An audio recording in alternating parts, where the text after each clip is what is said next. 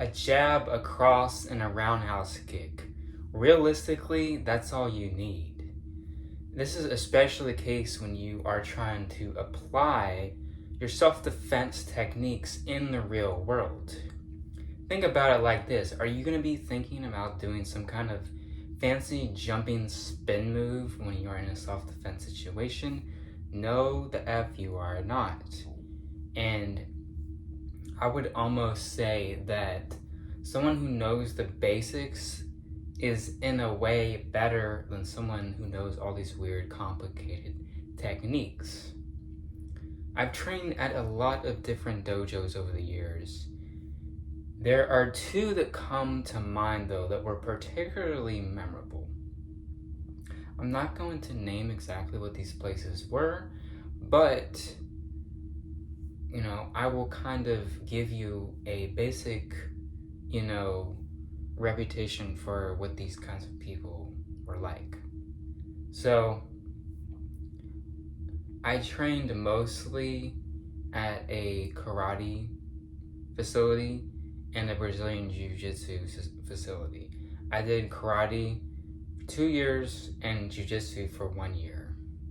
However, at the karate experience, I actually learned a lot quicker. Now, I obviously am better at karate because I've just done that for longer, but I learned a lot faster.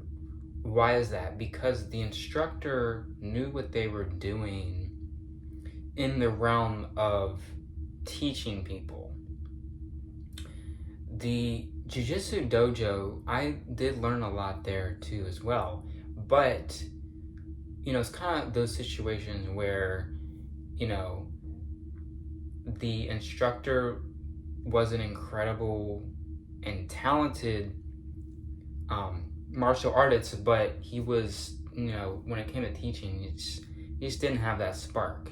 And I didn't really fully conceptualize Brazilian Jiu-Jitsu really well because of that. I mean, I still am very grateful that I've had experiences there, but I kind of was on my own the entire time there. Whereas at the karate place, he broke down every technique and explained it much more thoroughly. However, that's besides the point of the main video here.